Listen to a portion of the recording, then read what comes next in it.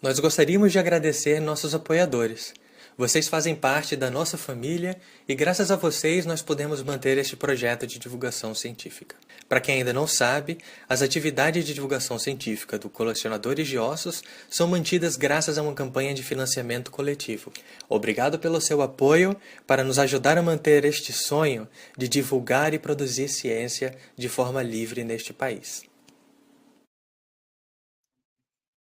Bom dia, pessoal. Quase boa tarde aí, de onde vocês estiverem assistindo, de Brasil, de Portugal, seja lá onde for. Hoje a gente vai fazer um pouco mais cedo, no sábado, por causa do fuso horário, que a nossa convidada, a doutora Natalia Jagielska, está no sul da Inglaterra, no Museu de Lyme, Regis, para falar um pouquinho sobre o início da história da paleontologia como ciência e também da Mary Anning também. Ela vai mostrar os fósseis que estão no museu de primeira mão e vai fazer uma apresentação para a gente. A apresentação vai ser em inglês, mas vocês podem compartilhar aqui as perguntas de vocês em português ou na língua que vocês quiserem, que o Patrick vai estar ajudando a gente, o Pedro também, e a própria Aline vai estar aqui no chat, ajudando a conversar com vocês e interagir. Então, a partir de agora, eu vou mudar para o inglês. So, now you're gonna invite Natalia Jagielska. Hi, Natalia. Thank you Hi, for joining us today. So, how are could we you doing? present How's the yourself? weather? Yeah. Yeah, the Okay. situation Now here. I'm calling here from very You off are in to a a great very, start. yeah, it's a rainy day there, but here it's a very hmm beautiful Saturday here. Very Yeah. warm in No, the. here's completely miserable. It's foggy. It's rainy. I did a fossil hunt. I went back soaked. Very lovely British summer. But the rain is great because that means the fossils are coming out of the rocks. So we are celebrating for the rain because finally we might have some more stuff. And hiya, my name is Natalia Jagielska. I'm currently an engagement and creations officer at the Lyme Regis Museum, almost the birthplace of paleontology in Britain. You might have a fight with other people regarding it. Well, big discoveries were happening here on a very, very doorstep, including this lovely pterosaur, which I'll be talking about. And I am a doctoral student or candidate, already a doctor in paleontology. So I study prehistoric animals, mainly flappy flying pterosaurs. But I've been working here for at least 6 months doing fossil works, finding fossils, including fossils of big marine reptiles, no dinosaurs yet. And I'll be introducing you to the history of Lyme Regis, the region, the museum, and wonderful animals, prehistoric, you can find here. And the best thing about this very fossil locality, it's open to the public. So any member of any skill level can just go down and come back with their own fossils of prehistoric marine reptiles, or usually just scrappy belemnite squiddy buttons. So, there are many reasons why we decided to invite Natalia today, not just because she's an excellent professional in research and science communication, and even a paleo artist all together. Aline and I also have been part of our honeymoon there in Lyme Regis, visiting this area, and also visit this museum, which is one of my favorite museums. You're gonna see why I say that. I love the architecture and the atmosphere you have there. So first, Natalia wants to talk a little bit. She has a presentation, right, to show us? Mm-hmm. Yeah. Already. Should I fire it up? Uh-huh. Okay, just for people wondering from where my accent is coming from, I'm Polish. People think I'm Scottish. It's Polish, so I apologize if the accent sounds not familiar. Apparently, Polish and Brazilian sound similar when they're coming to accents, but I have no idea. Uh-huh. Okay, can you see the Oh, presentation? All good? uh-huh. Oh, let Yes? me place the presentation here in the screen. Yeah, it's a little bit laggy, but there's no problem at all. Okay, I can see it. so, Just press the hide, Natalia. Just press the hide button there in the at the banner down okay, there. a bit like, Mm-hmm. okay, I'll be talking slowly just in case for interruptions. So, everybody, Uh-huh. welcome to the town located at the south of the English country. It's on a It's lovely, jagged cliffs, a lot of rolling agricultural land. You can imagine lovely place for our very important figures that make Lyme Regis special. It's a collector character called Mary Yanning, a very famous fossil 19th century Britain, which we'll go and discuss in detail. Quick introductions ahead. So my name is Natalia Jagielska, Scotland. So very similar age to the things we find here in England. I was focusing on pterosaurs, which are those weird winged animals. And I had a pleasure of describing one of the first ones coming from Scotland, although the first English pterosaur came here from Lyme Regis in the 19th century. Okay, come on, presentation, move along. So what makes Lyme Regis special? Of course, is the geology. A lot of world has wonderful rocks coming from all of different time periods, but if you don't have active erosion, sort of getting the rocks out, getting fossils out of them is kind of tricky. And Jurassic Coast, which is the powerful name we call this entire region, has a lot of fossils from Jurassic, also Triassic and Cretaceous, and it being a coastline helps those coasts and the rocks get eroded away with fossils essentially falling out and be ready for collection. The Jurassic in Britain sort of sneaks up the country, but because you don't have active quarries or sea, they don't really get out of the rocks themselves. Okay. So Lyme Regis itself and the local village of Charmouth encompasses few geological formations. We collectively call them the Lias group, the Lias being an old-timey English way saying of layers. So Lias group, the layers group, because it has numerous layers. And it's composed of Blue Lias Formation, Charmouth Mudstone Formation, which are of most interest and exposed around these regions. So Blue Lias is one of the first formations of the Jurassic. It forms at the very base of the Jurassic, 40 to 50 centimeters in scale, if not bigger.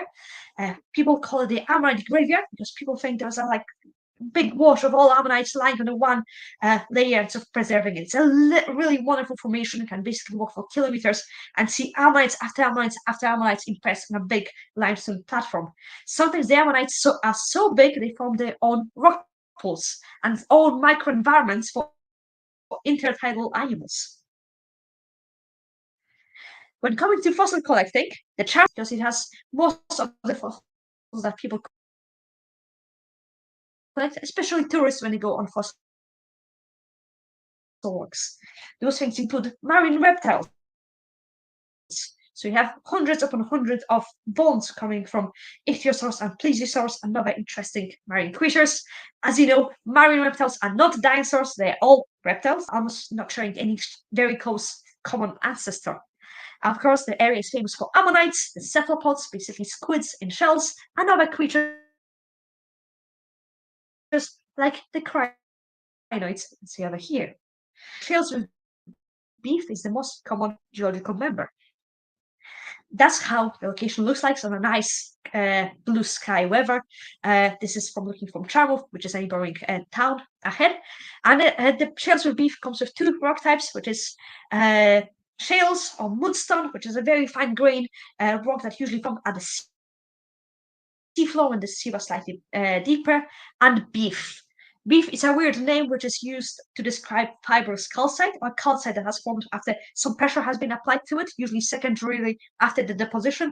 It's a very annoying rock because it has interesting shapes that look organic, but it's just a type of very frequent rock. Sometimes you might have fossils preserved in the beef rock, but most of them it's coming from the shales. So you can see all those red, black, kind of muddy structures with intermittent layers. There is very dynamic. It has a lot of Natalia, just a moment. landslides. So Just a it moment. frequently collapses. This is actually when coming to yes. Just a moment. You Okay. have double All videos good. showing up. And there is a lagging in the streaming. Okay. Maybe if you remove the video Okay. inside the Okay. One presentation, moment. you're gonna be faster. Just the video Okay. inside One the moment. presentation. Let me. This one, yeah. Then just keep going. Okay. Just this. Okay. Okay. Hopefully it'll be right. And hope, Yes, it's is my great. Now, speaking pace all right? Or I'm going too fast ahead? Just let me know. no, no, it's Okay. you speak fast Okay, normally. so There's no Lyme problem. ridges. Okay. Okay, so Lyme ridges is kind of famous because there's a very fast erosion rate. So basically, we have very frequent cliff falls, which is great if you have fossil hunting because that means you have a lot of new things coming out, but it makes it quite dangerous.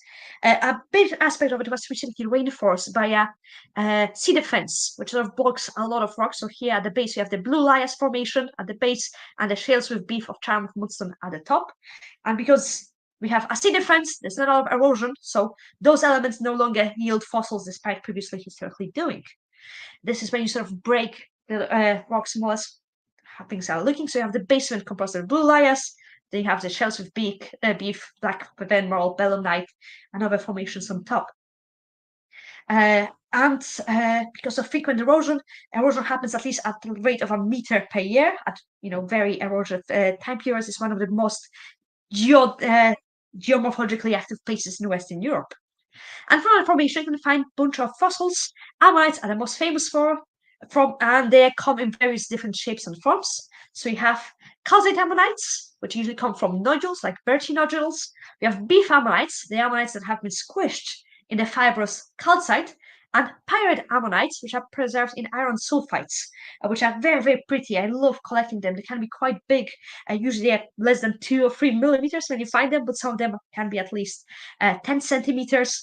And the problem with the later fossils is that because they're composed of iron pyrite, iron rusts, so those fossils have limited lifespan. They eventually will get rusty and eventually explode or break apart. So they have like a fossil of a limited lifespan, survive for 200 million years, and suddenly it's breaking away because of oxygen getting into iron. The rocks in this formation vary from around 200 million to 192 million years in time, but also you have some Cretaceous capping rocks at the top. So you have continuum of Jurassic formations, and then we have an unconformity, so a break in deposition, and Cretaceous rocks on top, almost 100 years, 100 million years of difference between bottom and the top of the cliffs. So you have chances of finding even Cretaceous fossils on the Jurassic fossil site. And people think like, how does fossil hunting look like? Everybody thinks you need a hammer or chisel. Absolutely nothing. Only thing you need to do, you have to go out, look at the soil, and the fossils will be just in between the pebbles ready for you to pick up. Some calcite fossils might require hammering and air abrasive excavation, but the most collectible fossils are just lying in between the pebbles. Only thing you need as a skill is keen eye. But when you go down, it's a very active site, as I told you. The cliffs across most of the Jurassic coast, and especially here, are very, very active and prone to total cliff collapses. That's usually happening over winter and night. We also have a high tidal range, so the tides can move quite spectacularly along the entire coastline. It can easily be cut out. And you have even quicksand on top of naturally made dangers, because the fossil site itself used to be a Victorian dump, so you have a lot of Victorian rubbish falling out of on the fossil site, usually exposing things like lead, asbestos, sharp needles, and rust. So fossil hunting there, despite being open to the public, is marred with a lot of dangerous experiences, and people do die sometimes in Jurassic Coast. Including Mary Anning and fossil hunters of the 19th century. Mary Anning's dog, famously Trey, has fallen victim by the elements that directing the Jurassic coast. But let's focus on Mary Anning, the heroine of this location, a person that made Lyme ridges very, very famous. She was born at the very end of the 18th century, 1799, and she was kind of important, also a working class woman. Back then, if you were not an aristocrat or affluent person and a man, it was very hard to get into any academic sciences as a lecturer, as a researcher.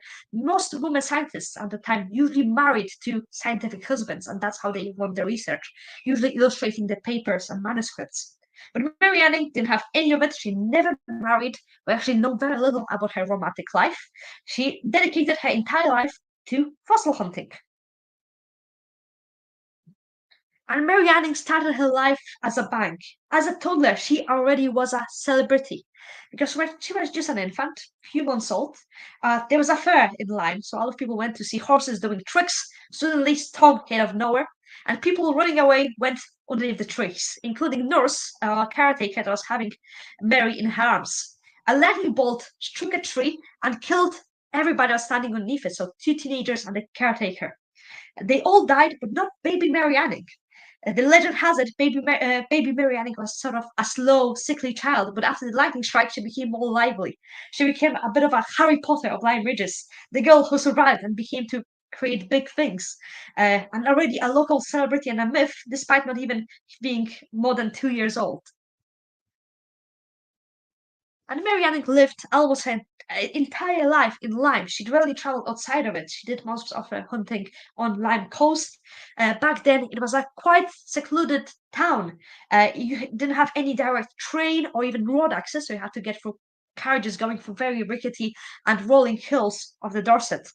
Back then, there was a lot of shipbuilding happening, especially sloop ships, and fossil hunting was a side activity. A lot of richer tourists were coming to Lyme to bring up, collect fossil curios.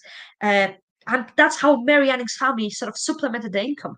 Mary Anning's dad used to fossil collect on the side as his full-time job. He was an upholsterer and a cabinet maker, a job that didn't pay well, especially during early 19th century Britain, which was torn by Napoleonic wars and very fluctuating currency and food prices.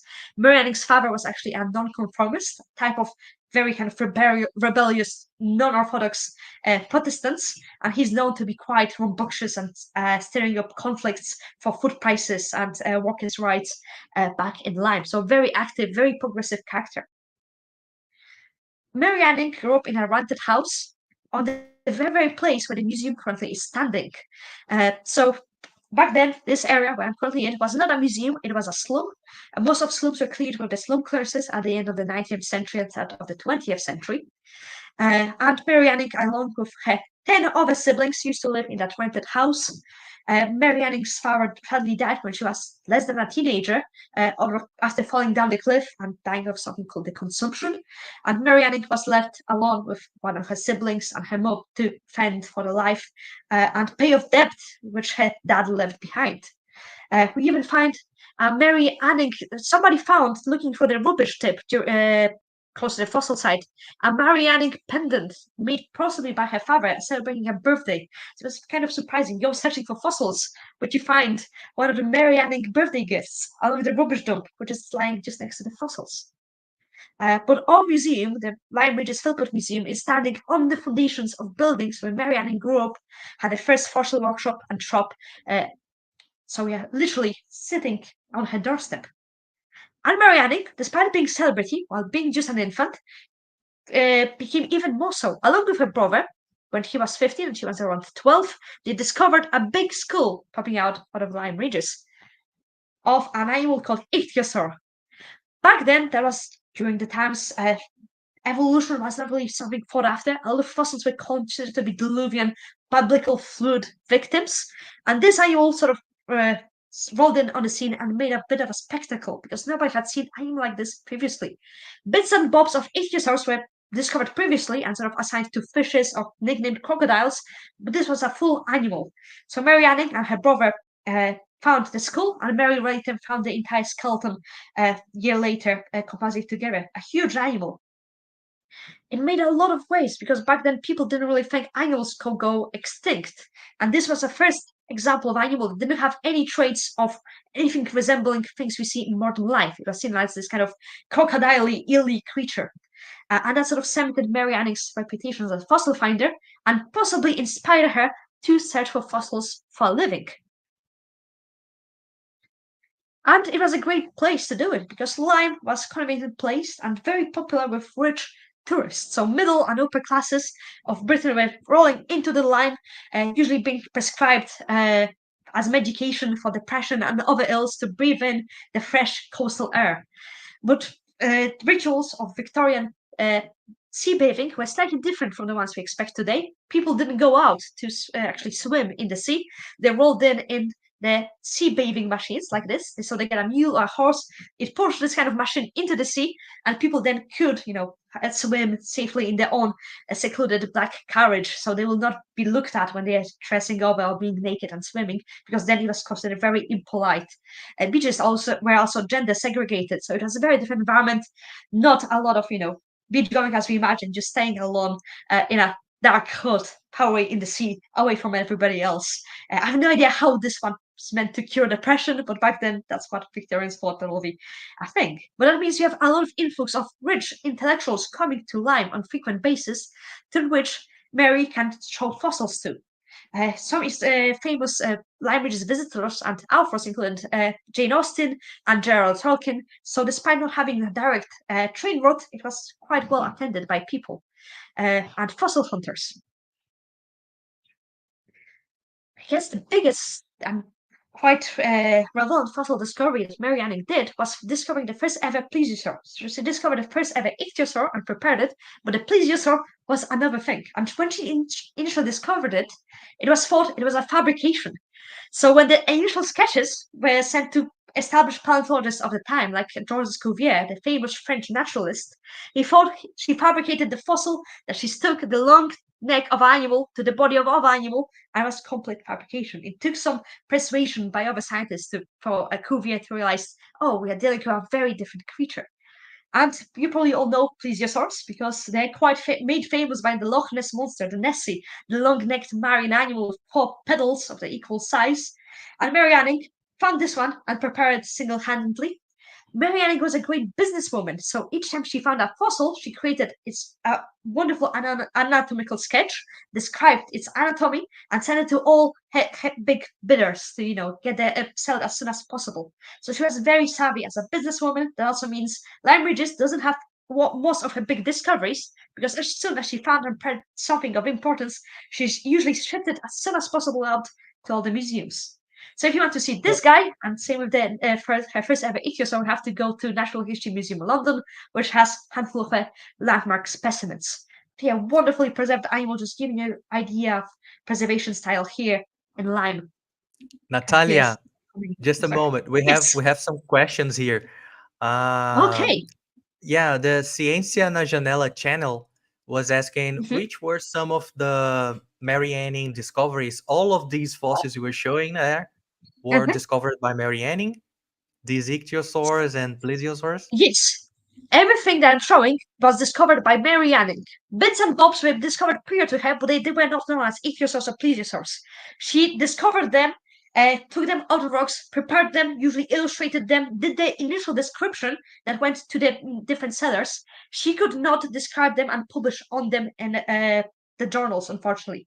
So all the discoveries of like the first names of ichthyosaur and plesiosaur were not claimed to be from Mary. They were described by other people in the journals, and usually they were men, which had more free time and proper scientific backing. Mary Anning never went to university. She was self-taught as a scientist. Everything was taught by her dad or her colleagues, which were also scientists. She also self-taught herself by reading other things.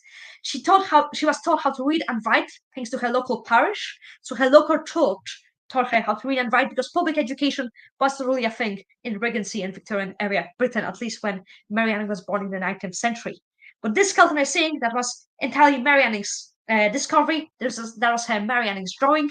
And this skeleton is now celebrating 200-year anniversary since its description.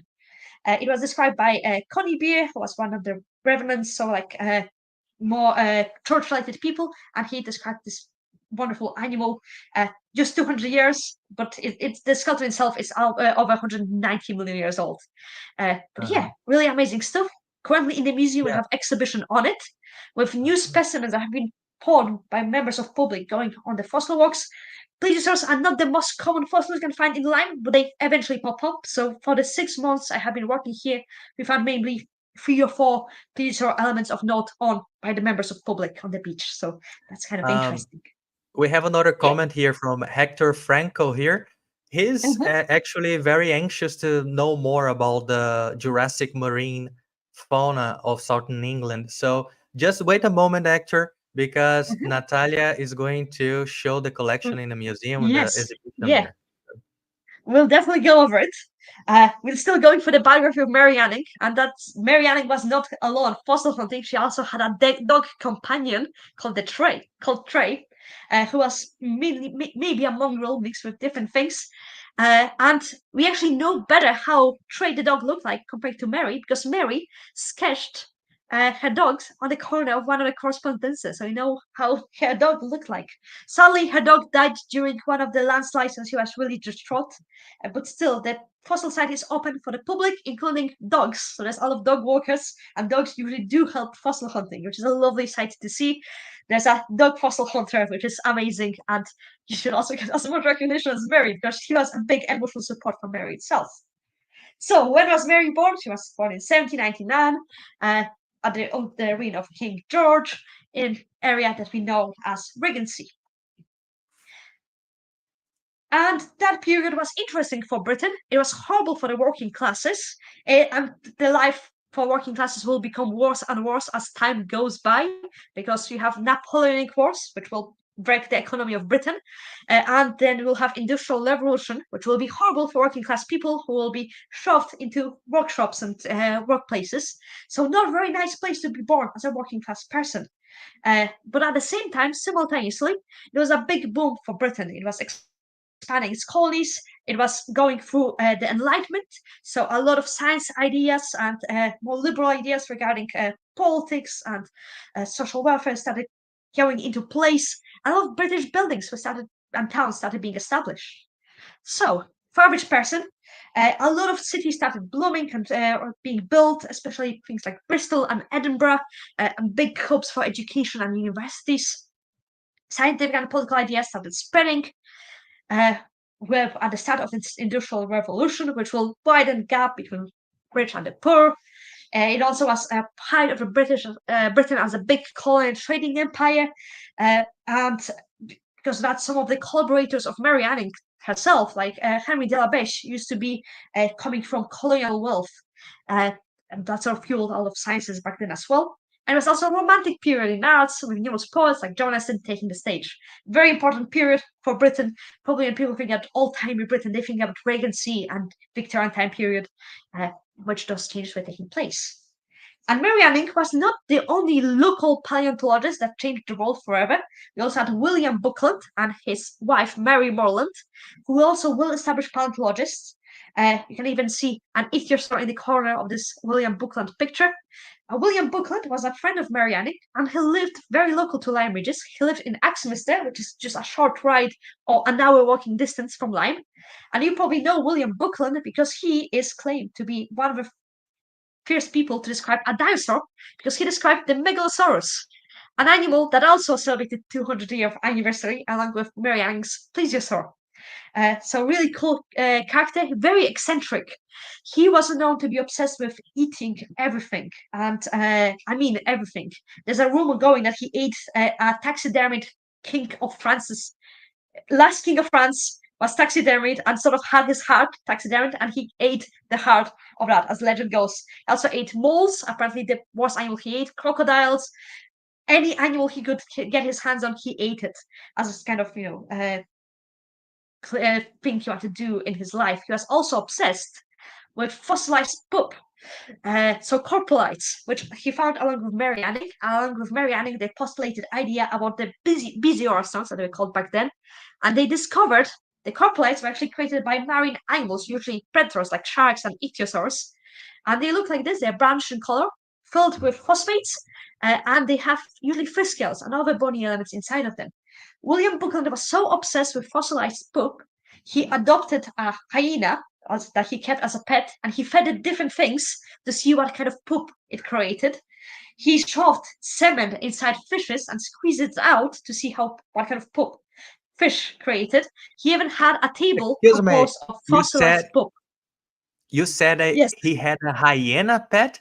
Yes, he had a hyena because he was studying hyenas. There was a hyena then place as a fossil site, and to understand hyena poop, he just got a hyena that he had a house, and he fed it different things to see what kind of poop it created. He had a poop table. That's his dinner table, composed of fossilized coprolites. And here's a drawing of him in a poop cave created by one of his friends with all different animals pooping. So he has deer pooping, torso pooping, even he has a turtle in his leg. So he was completely coprolite and poop obsessed. A very eccentric character.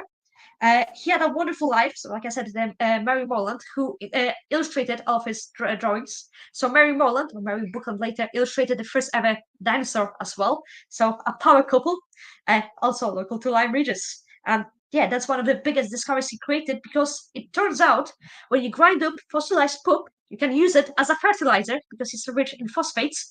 And grinding up on an industrial scale of fossilized poop drove the British agricultural revolution. So Mary Anning and William Buckland helped Britain from stop starving and helped it to create food. A lot of other fertilizers were also imported as guano from South America. So a lot of weird sources of fertilizers back then. Of course, now we have artificial ones, but back then, fossilized poop and bad guano from South America were the main British agricultural fertilizers and supplements. And Buckland, along with Mary Anning, was responsible for finding the first ever pterosaur coming from Britain. Most pterosaurs back then were discovered usually in Germany, in Bavaria, and described by French academics. But this one was the first one properly to be described in Britain. There were other pterosaur elements found prior to that, but they were usually assigned bird elements, and they were posthumously described as pterosaur. But Mary Anning discovered this wonderful skeleton of a dimorphodon. It didn't have a skull, but it had this long wing finger, which made it a pterosaur. It had also enormous claws, giving it its name, Pterodactylus macronyx. Here's one of reconstructions of it with the dragon-like wings and very pterodactyl long snout. Much later on, the skull of it was described, and then it gave the name Dimorphodon macronyx, which I have here with me, if I can later on show you how it looked like. It's very impressive, the skull itself. Everything's coming all from Lyme. Pterosaurs are quite rare, but they come semi-regularly here, so that's kind of exciting. If you had a time machine, I had to look about how the life looked like back in the early Jurassic of Lyme. It will be more or less looking like this. So there's reconstruction of life. So you have lots of big ichthyosaurs, which look like dolphins, but they're reptiles. Big plesiosaurs. You had animals walking on the ground like skeletosaurs, the dinosaurs. You have crocodiles. A lot of different aquatic life, from squids to ammonites, fishes, crinoids, or the sea lilies attaching themselves to driftwood. We also have sometimes insects and other elements being preserved. We have high-bottom sharks, a very lively environment with a lot of animals. Of course, it was much deeper, further down from the coast, but that sort of gives you an idea about things you can find. You can sometimes even find driftwood with a lot of fossils attached to it. Very impressive sight for fossils. And those are the most famous animals that are coming, the most famous vertebrates, the ichthyosaurs, the plesiosaurs, and dimorphodons. They're all reptiles, but they're not really close related to each other, and not dinosaurs, unfortunately. Lyme Regis has one well-preserved dinosaur, and it's known as Scelidosaurus, but it has been discovered not by Mary Anning. It was described initially by Richard Owen, which we have the original manuscripts here in the museum. But those animals are the center stage, and if you're out on the beach, it's most likely you'll find elements of ichthyosaurs just sort of free-lying around in between the pebbles. Yeah, cool animals. Of course, we go further into the other areas of Jurassic and study different reptiles, but those are the main dominant animals you can find around. And of course, the famous ammonites, which dominated the seafloors. We have entire ammonite graveyard sites and pavements. It's almost a guarantee when you're out on Lyme, you'll find bits of belemnites and ammonites around. And ammonite elements sort of stretch through most of Britain, so you can go further in Somerset and find other lovely ammonite fossils. Sadly, Mary Anning died quite early on. She just died when she was 47 from breast cancer. She was very sickly in her later age. She was supported actually by a lot of geological associations and other establishments paying her annual fees to keep her, even in times when she could not find fossils. Because she was a woman, she was not allowed to have a bank, so all earnings that she had sort of disappeared. She was also scammed out of her money in fraud investment, people think, on property. So very sad end of life, too early for Mary herself. But despite a very short life, she made enormous legacy. In Lyme, we have a statue of her and Trey the dog. She is commemorated on stamps and 50% coins with her discoveries they occur in those coins. She had animals named after her when she was alive, fishes, but also right now there are ichthyosaur species named after her. A lot of our knowledge of prehistoric life, evolution, extinction was based on her discoveries. You can even see all fossils when you go to the Crystal Palace, that one of the places with the first ever dinosaurs presented and prehistoric animals presented to general public. Most of the site is decorated by animals that were discovered by her or her colleagues like William Buckland. So enormous legacy lived by this one working class lady from small remote town on the English Channel coast. And with All that, we're right. going to do some questions. And Yeah, we have. after that, we'll be going to do a museum tour. So let Great. me escape back and stop sharing. All Okay, right. and I have some fossil here as So, well. I was mentioning that you were talking about the legacy of Mary Anning, and Mhm. in Brazil we have a theater company called Companhia Delas de Teatro that had several seasons of a play based on Mary Anning's biography. It was beautiful. Yeah, Mhm. Mary and Anning's life is really, it's like a fiction. She went through so many ups and downs, and even when they are making films, they don't reflect how complicated and weird her life was. And really, for what she went through, it's really astounding. She made such a big mark despite coming from, background that was just, most like 8 of her siblings died and never reached adulthood. Mary Anning was not the first Mary Anning, actually. She had a sister born before her that died because she caught on fire when she was putting shavings into the fireplace. So her siblings died horrible deaths, didn't live very, very long, but there was something special with Mary Anning. And really, maybe there was something already that predestined for her. That's why she survived so many hardships and avoided deaths on so many situations. and we have our first. I get in my opinion in Mhm. England science history. My favorites are Mary Anning and William Wallace as well. He has also very nice history. So our first question here was from Cyclops. He was asking, you mentioned that briefly on a slide, but how aware was Mary Anning that the findings she was making were long extinct animals? And that was kind of back then. Most people studying sciences and publishing on sciences, they were actually uh, Christian, so they were not atheists or religion. Actually, paleontology was very closely linked to religion. It Many people back then connotated fossils to elements of biblical flood. So something that sort of vanished because of biblical flood, so it happened in the past, but not maybe deep geological past. And even the creatures were called antediluvian, so pre-biblical flood animals.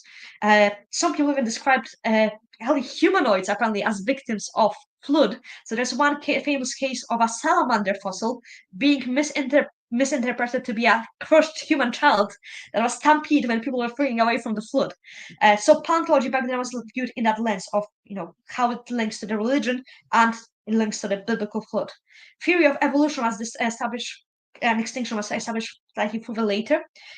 One of the biggest people sort of studying that was Cuvier, who was working on Marian specimens and sort of looking at them for other things. So that idea was established when Marianne was alive, but she was of more of a religious ilk. She was very, very religious, especially later during her life, and it never came as a conflict because she didn't think about extinction as something that something that the God didn't do right. It was just something that was part of the bigger biblical story.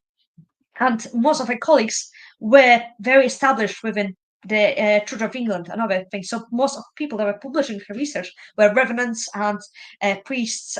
So it's kind of this kind of rift happened much later with Darwin, who was established later on after Marianne's death in the Victorian times, when this rift of things and extinction was called into question and started being doubted by the religious establishment. So she sort of was of a slightly different generation of people before they started questioning those kind of things. But yeah, and back then people called them fossil curious, and they also had mythical folkloric elements to it. So the ammonites were known as snake stones, the belemnites were known as ladies' fingers. Gryphaeas were the devil's toenails, and echinoids were sea loaves, fairy loaves. So they were all the Celtic interpretations about the things that come those fossils that had no bearings in science later on. And those names still sort of carry on. I love the fairy loves ones because they look like tiny hearts. I'm like, oh, I get why fairy left loaf, and some people use them as decorative or protective elements when they collect them and put in the houses. And Okay. certainly the First Nations peoples there in Britain also might have had their own mythologies as well, right? Like in Brazil, the First Nations here, we just published the paper of people Mhm. interacting with Cretaceous fossils like 3,000 to 9,000 years ago. The Mhm. Yeah, and they had their own Yeah, mythologies and drawings and carvings around the and footprints. people, even like early people on the British Isles, there are kind of burial sites that are filled with fossils. So people are covered with like echinoid fossils or sea urchin fossils. They have flint hand axes made with fossils themselves. So people, even before we had been Homo sapiens, we have been interested in collecting fossils and making stories about them and using them. And so Marianne is one of the first proper fossil collectors, but fossil collecting dated predates humanity. So it's kind of really, really exciting to think about it. Even in my own culture, uh, those things, the belemnites, so squid, the inside the squids, they were treated as gifts from the god. So our entire religion is based on the lightning god, and those were meant to be, his gifts. So we have also burial sites with both of belemnites. And when I was growing up, they were called the lightning stones, and I thought they were actually coming from the lightning. So Yeah, this is like a folkloric thing, but still some religions and some regions still attach mythical interpretations yeah. to things. So that's element of a Slavic Could you mythology of like this is the That's amazing. gift from Could God. you Yeah. please could you please explain the audience what a belemnite is and what is that you have in Okay. your hand? Because in Brazil Yes. they are very Okay. uncommon. Okay. So kids very very excited when they find this fossil because there's a lot of those fossils on the site, and they really first thing they think it's teeth. It's not teeth. It's not horns either. It's not claws. It's slightly something less intimidating. It's a squid. At least it's a guard inside a squid, more or less. So they were slightly smaller, but they went inside. They were like internal stabilizers for a lot of cephalopods. A lot of modern squids have them currently. So they have something called the pens. Cool fishes have the cool bone, which is similar equivalent. They're usually preserved in calcite. They're very glassy in texture. Uh, and they can be quite huge. Usually they're tiny, tiny things, but they're just back ends of a squid, internal squid stabilizers. So definitely not gifts from God or anything as divine, but your local calamari. And they're very, very common. So basically, if you're going on a beach, you can find entire box full quite easily. So people get excited when they find the first one, and they find another one, and then novelty wears off because it's so so common. So Okay. yeah, those are local found belemnites. Absolutely love them because they have lovely brownish colors and they're so satisfying to cling together because they're so glossy from calcite. Okay. Ooh, have we going right? I think Tito slightly froze. Okay, I think because we're having some technical difficulties, I can go to some other fossils entering. I think I see a question. Is there a prehistoric animal named after Mary Anning? Uh, Actually, Mary Anning had a fish named after her when she was still alive, but that was by a Swiss fish scientist. She has an ichthyosaur named after her, and I think some of animals do have named after Mary Anning herself. So yes, there's stuff being named currently, and there's a lot of influx of trying to name things after cool historical women. So there's probably more related animals coming soon.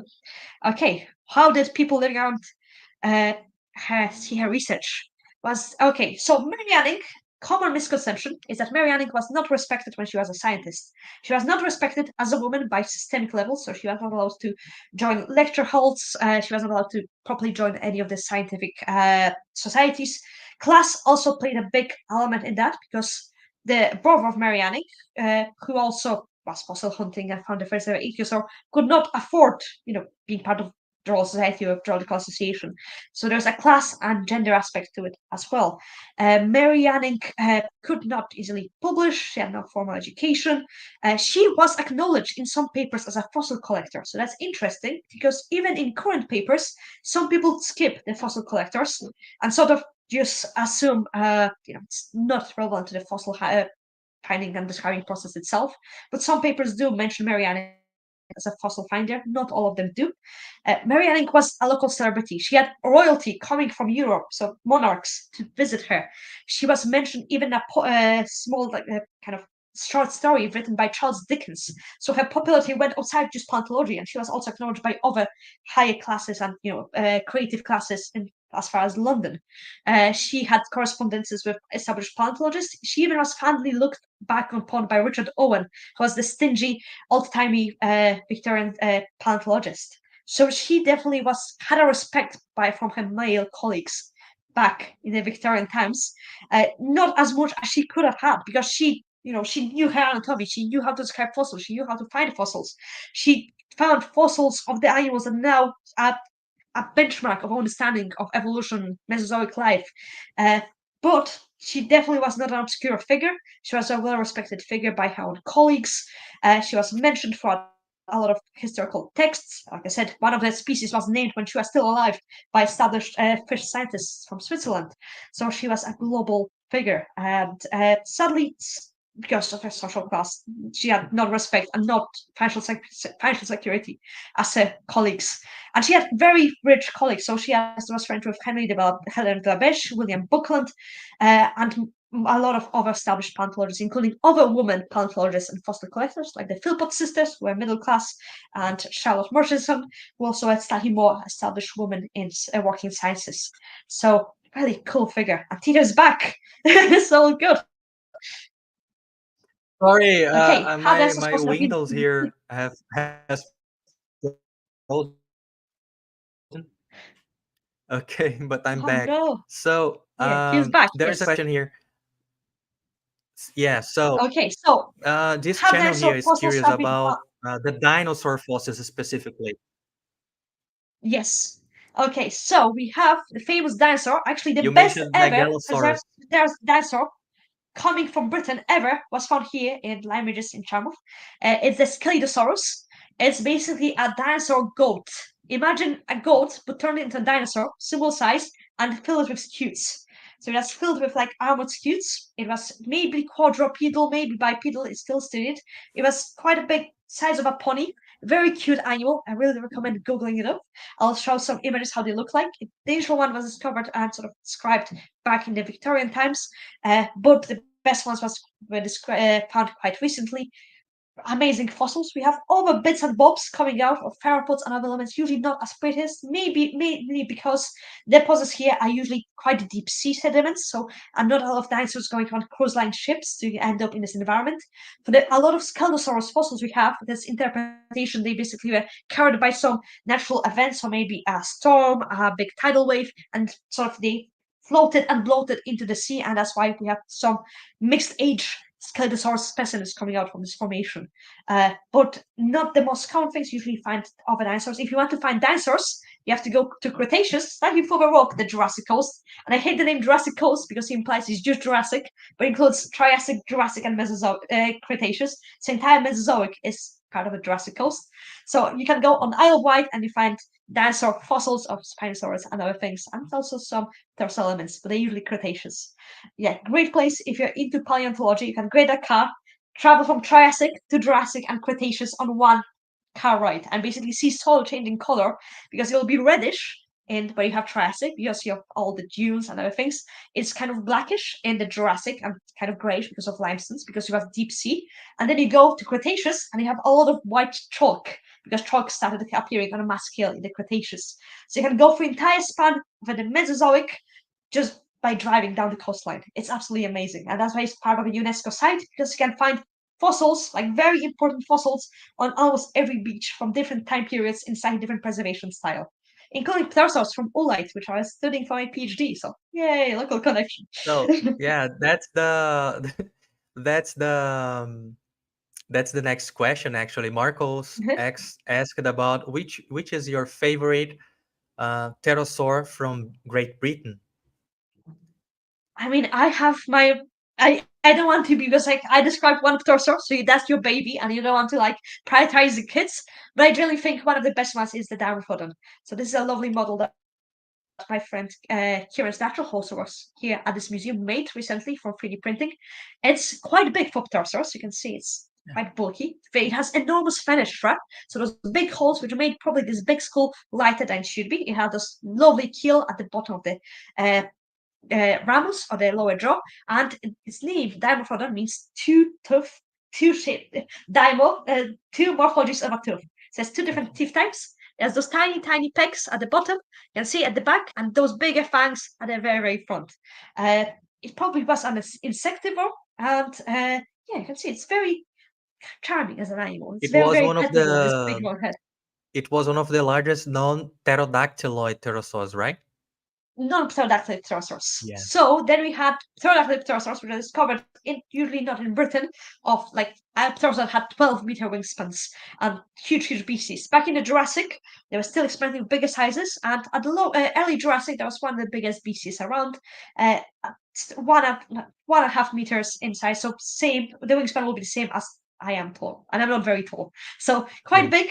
So imagine a big nasty seagull that will be the size of those animals, but they probably could plant a bite. This is a pretty big, hefty skull. But yeah, they're very cool. Marianne didn't discover the skull itself. It was discovered slightly later on. But yeah, and I think when coming to fossils, there's not many Diprotodon-related fossils. There's some coming from the Americas, but as fossils go, we haven't found any of such quality and preservation in any other place on the world of the Diprotodonids. So a very unique one. And many of Britain is actually slightly better for pterosaur fossils compared to dinosaur fossils when coming to completion and diversity. So you have lovely pterosaurs from the Jurassic and Cretaceous preserved in 3D, 2D of different sizes. So if you're into pterosaurs, Britain only quite good for that very place. And there's some new fossil sites of pterosaurs on the Jurassic coastline still being sort of worked on. So you have new things coming from Kimmer region further down. So that's late Jurassic, which also have very interesting, quite large pterosaur elements like rhamphorhynchoids and Darwinopterans. So now can we start our tour in the museum? Okay. I mean, I can also do some things. And before we go to the museum, I sort of can show you what things you can find on the beach when you go to the Lyme. Okay. So we had seen the belemnites. Uh-huh. And we also have fossil that every kid loves because it's the least impressive fossil. It looks like absolutely nothing. It looks like a turd because that's the fossilized coprolite or fossilized poop. And you can tell it apart from different rocks because it will have bits and bobs of the last meal it ate. So in this case, can you see the black bobs? Those are pieces of fish scales. So this animal probably had a fish for dinner, and that is just digested fish and chips you can collect on the beach. Kids love them because it's something they really want to hold poop, and this is a poop you can hold. It doesn't smell, it's not squishy, so they get obsessed with it. Uh-huh. Fossils you can find are crinoids or sea lilies, which I briefly mentioned, which are related to starfishes because you can look at the symmetry and you can see a Ah, that's beautiful. tiny. So they form those big. The common name is sea lily because they look like tiny lilies. So they have stems with tentacles on top of them. So you can find them as ossicles composed of tiny stars or tentacles of stuff. So they're pretty lovely fossils. Kids love them again. They're like tiny starfishes. Quite common. They stand out because of those lovely shapes. You have the lovely pyrite ammonites, which I also mentioned at the very start, and I think they're my favorite ones because they look like something man-made. It's like, look at this thing.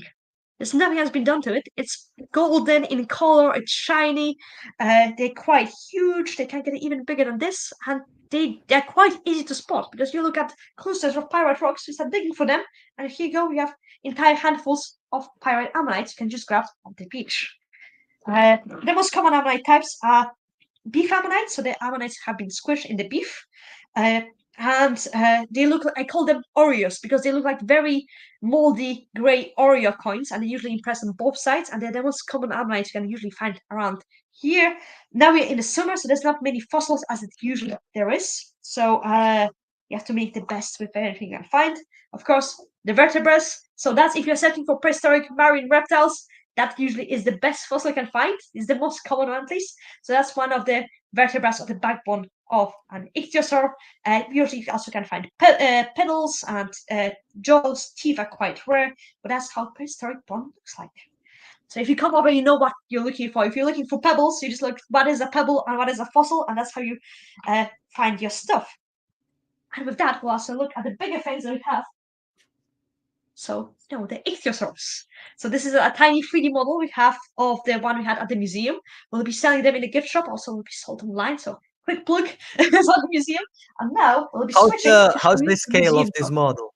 How's the scale Okay, of this model? How much bigger so was it? this is we could have ichthyosaurs as small like this because they get the embryos are usually this small, but the animal itself will be at least 2.5 meters in length, so slightly bigger. So I guess that's just a fraction of it, maybe 1/15 of the animal. But yeah, it's we are doing currently a lot of photogrammetry of the collections and trying to just 3D print them so they're accessible for research and for collectors because paleontologists love all the models and stuff. So you can look at because that's what my colleague Kieran are working on now in the museum, just digitizing the collections. And now I'll be switching from bulky laptop to my phone. Just give me a few seconds and give you a All right. fossil tour. Okay. Let's go. Hey. Remember to turn off your Yes, I know, because we'll computer have very nasty echo. Okay, Uh-huh. going silent here. Okay. Hey sis, can you hear and see me? Yeah, all clear. Okay, that's excellent. So I can show you how the river looks here. You cannot see anything. It's rainy, it's grey, it's very, very British. Definitely not charismatic. But it's great for fossils because now you have quite turbulent sea, and the more the turbulent the sea is, the more fossils are coming out of the cliffs, which is something we really need during the summertime. Okay, so I'll be showing you the museum around. Let me go to the entrance itself. Okay, oh, here's the plesiosaur. You're sort of hanging around, celebrating the 200th birthday. The museum is quite busy because Mary Anning is now on school, how do you call them, curriculums for British schools. So all the schools that are coming over, like a Mary Anning.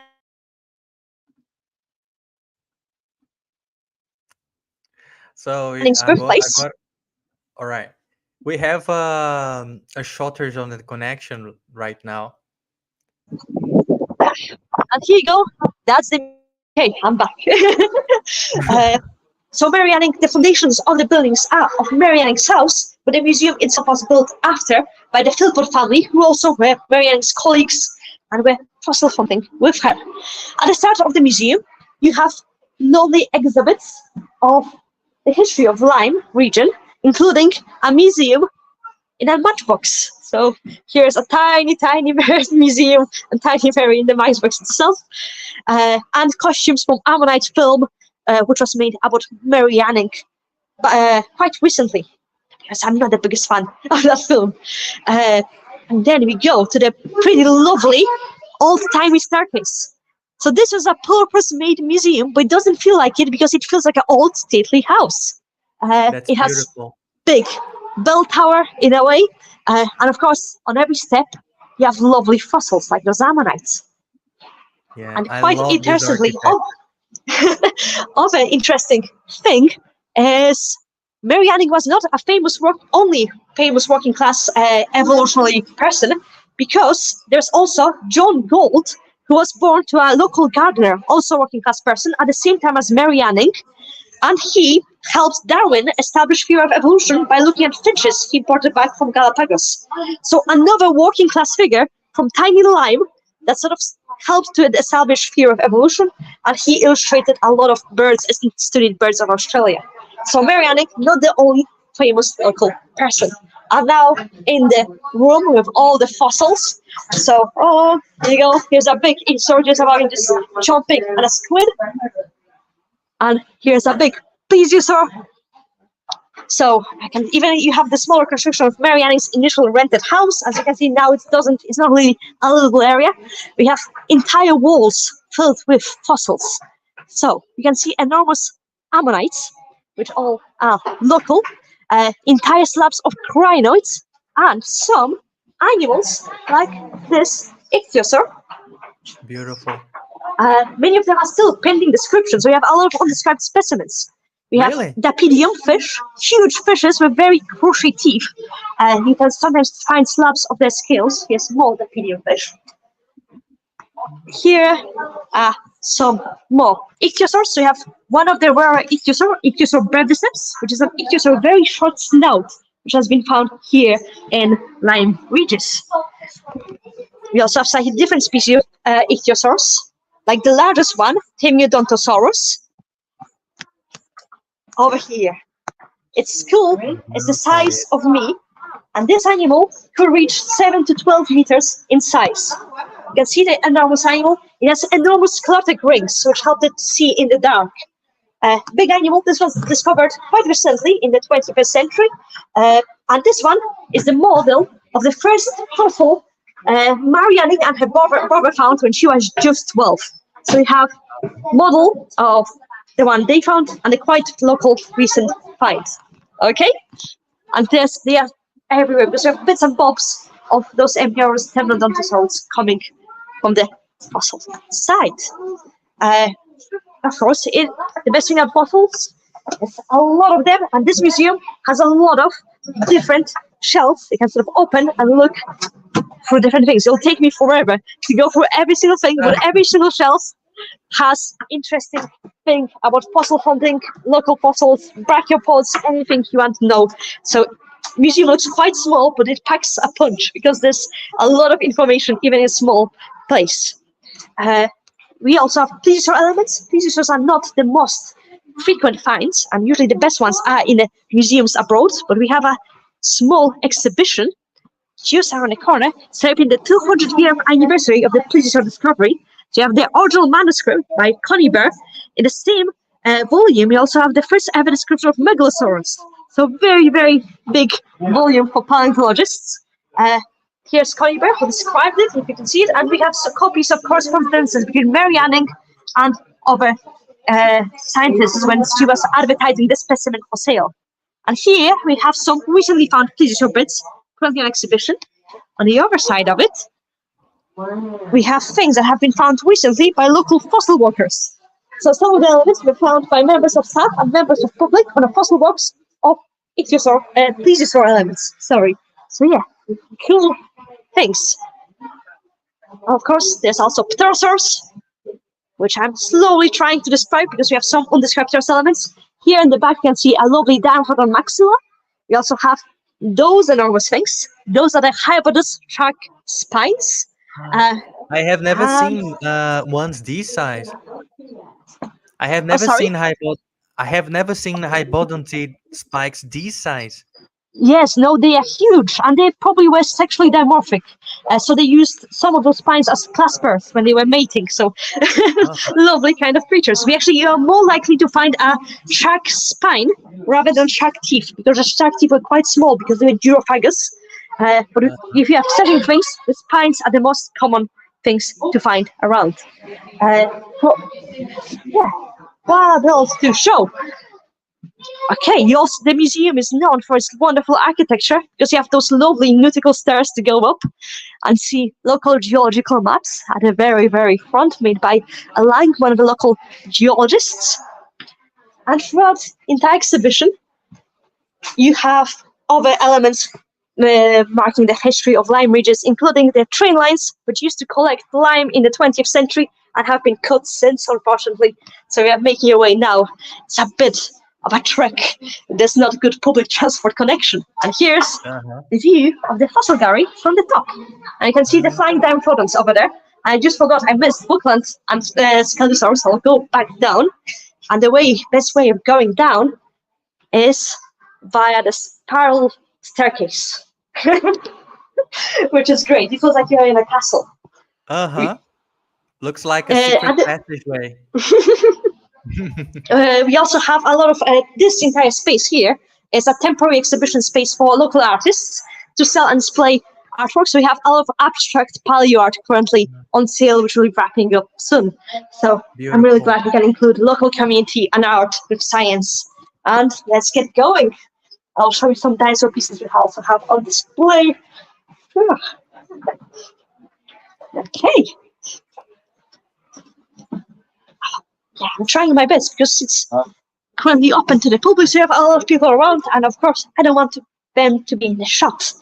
Okay, dinosaurs. Here's the local dinosaur, the Scelidosaurus, one of the reconstructions, and here's one of the papers written by Owen describing those juvenile Scelidosaurus bones. You can see how wonderful and to scale the illustrations are. And here's a cluster of bones with scutes of them, and that's how Scelidosaurus mollusks look like. So I told you, it looks like a goat with horns, horny goat. It looks like an stegosaurid and an ankylosaurid at the same time. Yeah, so it was, because it's early Jurassic, it's quite basal, so people think it might be one of the stem animals that have led to the diversification of Stegosaurus and other things. And yeah, the best preserved British dinosaur. Unfortunately, we don't have many nice fossils of it, so we have to go to other museums, but we have one of the first bones and manuscripts. And here's William Buckland, the father of dinosaurs, in a way, the Megalosaurus, and here's his top table. So we have William Buckland corner over here, protecting the dinosaurs. We have the pterosaurs flying above us, and we also have the big spread of Dura antiquor. So Dura antiquor is considered to be one of the first reconstructions of animals in the natural, prehistoric environment. It was done by Mary Anning's colleague, Henry de la Beche. When she was especially sickly and could not do fossil hunting, he created like a lithograph so she could create it and sell as postcards. You can see the reconstructions of all the animals coming from the charm of Buckland and Lyme Regis and neighboring formations being represented here, including a crocodile, which actually has not been found when Mary Anning was alive.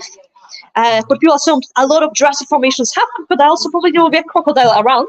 And quite recently, scientists did find a crocodile, which was described in a paper. So you have the first and one of the oldest photos we can crocodiles that have been described quite recently in Lyme. So that's what's one of the biggest, newest discoveries that came quite recently. Yeah, so that's the local museum. Like I said, it looks small, but it has a lot of hidden stuff, beautiful, including, I think, my favorite thing, which is Myriadizing. Yeah, great. Love this kind of interactivity. And this is all the different paleontologists, which you can see history of William Buckland and other things they have discovered. Okay. And we also have one of the two original paintings of Mary Anning's also here. So if you're a fan of anything Mary Anning related, we are literally the best spot. Hi Sam, do you want to say hello to them? To the YouTube crowd. Here's my YouTube crowd. YouTube.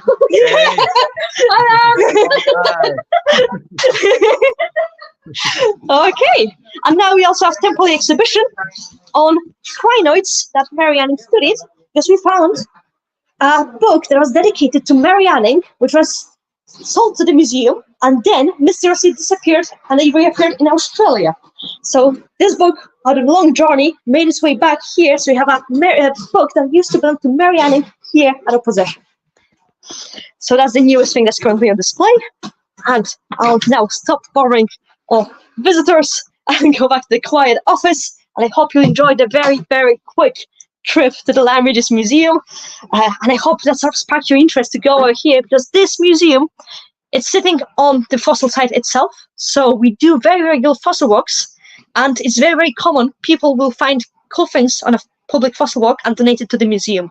So the museum is actively growing by public engagement and public donations of fossils, which rarely happens. Usually, things get imported, but here now we're, the museum is the site itself, and you as a collector can come, find something, contribute it to the museum, and see it being published in a big scientific paper, because this formation lies at the very start of the Jurassic, so it's rebounding after the Triassic extinction. A lot of animals start evolving to the main shapes they should be eventually having. So for studying evolution and trajectory of that, all specimens coming from here are very important to helping us understand evolution of marine reptiles, dinosaurs, and pterosaurs.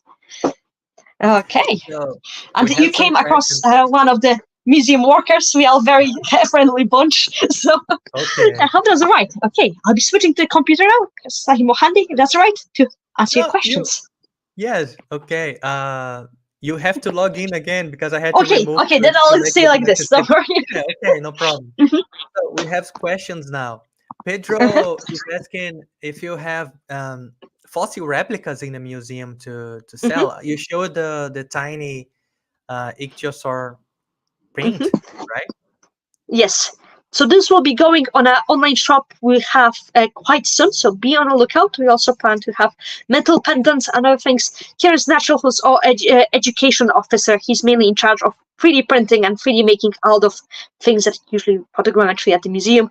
So do be on the lookout because I think photogrammetrical copies of actual specimens. That's a cool thing to own. We might have one-to-one versions if you are willing to commission this one. Will be kind of heavy and hard to transport, but yeah, kind of cool things to be looking out for. I'll be sending links if things go live on the shops, so you can order them. Remember, they're all handmade, so they may take some time to arrive to you.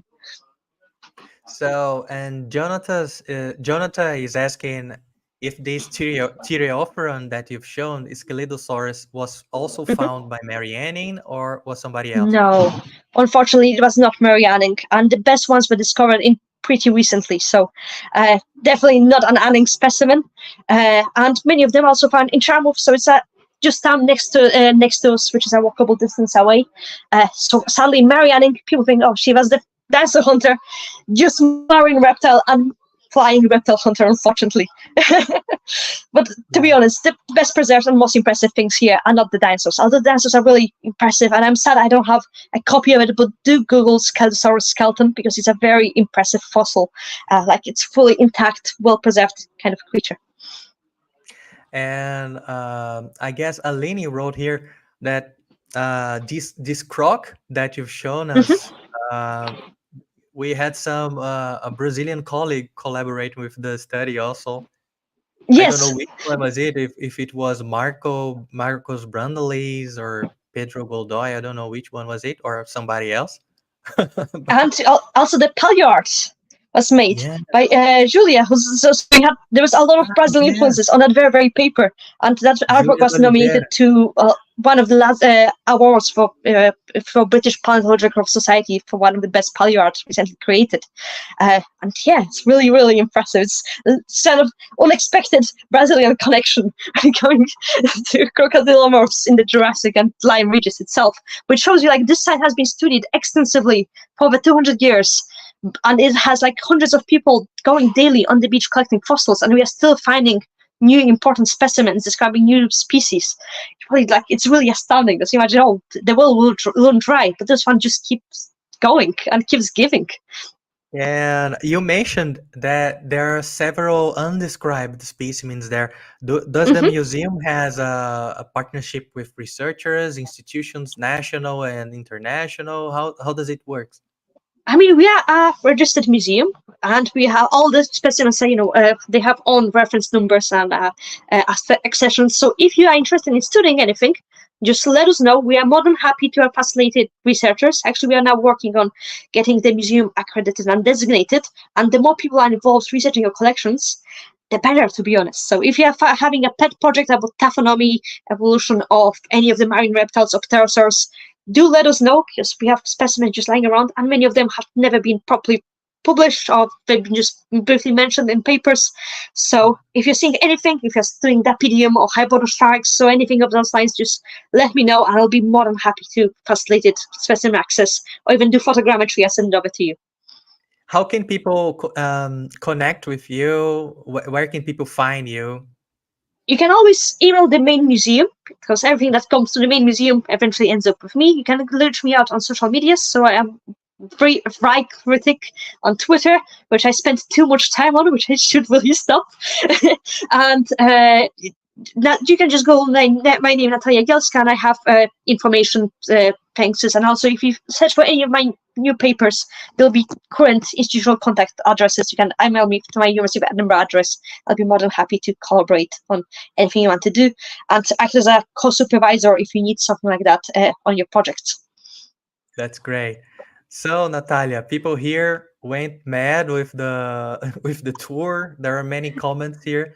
Thank you very much for joining us. It's Mm-hmm. lunchtime in Brazil, so people is probably cooking and watching you saying and sharing the knowledge.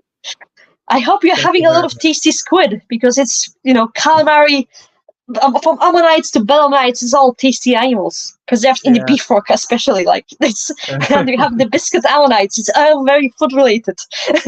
Okay. So Okay. thank you very much, Natalia. I guess this is Hmm. it. We took a lot of your time, and you were busy there in the museum, right? Who was the person that you shown in the video? Is her the director of the museum? No, Sam is one of the people that are usually, if you're going to enter the museum, Sam will be the first place you're going to see. Yeah. Paul Davis is the main curator, and he knows his blue lias like back of his hand. So he knows he have information every single bed by just looking at it. So if you want to study blue lias or something, I'll forward you to Paul. And we also have Kieran, who studies Scaldosaurus and publishes on Scaldosaurus elements. So we have at least 3 active paleontologists as full-time staff members at the museum. So despite it's a very, very small place, there's still a lot of semi-research things going.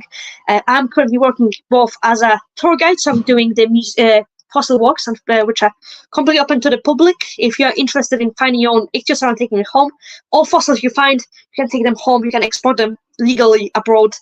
It's recommended if you find a fossil of scientific importance, for example, you find a plesiosaur skull, is actually donated to the museum, as the fossil code asks. But for all of ammonites and other stuff, they all happy to take them home.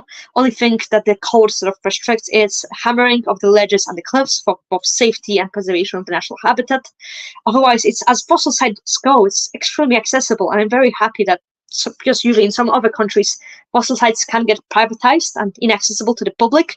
This is not the case here, and it's inspiring generations and generations of kids to do fossil hunting and learn about natural legacy, natural world. And in addition to doing the fossil walks, I also work in the curation. So I handle the emails, the social media, and put things into the collection itself. So acquisition, new specimens, put specimens on digital database, the photogrammetry of the specimens, and collaborate with researchers to describe new animals and collect data and do other things. And hopefully I'll get the Diamphrodon elements described, because they're quite nice, and we have 2 quite big slabs and some other bits and bobs of them that still require description. So yeah, a lot of stuff lined up. It's a very, very busy thing. I know we don't have enough people, and there's a lot of demand, especially right now with school children coming over to learn about Marianning. We have other booked in advance for just school trips and school fossil visits. But that's great, because younger generations are learning, and they're learning about fossils, but also troubles of working class and gender discrimination of elements. It's a very intersectional as a museum. But yeah, I hope you all enjoyed yourself. Sorry for my long rambling and all this stuff. I hope it was easy to understand despite high speech, speed and accent. No, no problem at all. It was amazing. And I see lots of people here. You convinced a lot of people to visit the museum and the region there. So Yeah, and I that's see great. question. There's social media for the museum. We are running with other people, so be on the lookout. I don't know, running interesting threads based on a lot of languages stuff. So be on a follow for that. And we also advertise different events. So we have paleo art workshops, clay workshop, art workshop, and other stuff running as part of the museum. So you can go to the museum and take part in a workshop that's running on the day as part of a same entry ticket. We also do fossil polishing and other things. Even when the tide is high, you can still do paleo-related things. So I'm planning on doing some paleo art lectures. So be on the lookout if you want to learn how to draw dinosaurs with That's scientific great. accuracy. We'll be also running those kind of stuff, and maybe even running a paleo club for local people to help them, local kids, to learn about paleontology and enter university, college level, so high school, learning about geology, geography, and other things. So a lot of things lined up. Just let us know if you're interested. Anything sounds like this sounds interesting. And yeah, and if you're interested in Scottish source, I'm also your main source of information. Okay, I think that will be everything. It was lovely talking to you, Yeah. Tito. And I will ask Natalia later to give me all the links, and I will Mm-hmm. leave the links here in the description of the video, so you can later watch the video again and see the description here with all the links she mentioned. All right, so social media, both hers and the museum's one. All right. So this is Yeah. it. Thank you, Natalia, for the tour today and for the talk. We are Mm-hmm. very pleased. Alini is also happy. I would like to thank Pedro and Patrick here that helped us with the questions, and also the audience for joining us during the lunchtime here in Brazil. All right. Yeah, Bye bye, lovely. And everyone. Ciao, bye ciao. bye. Yeah. Ciao. And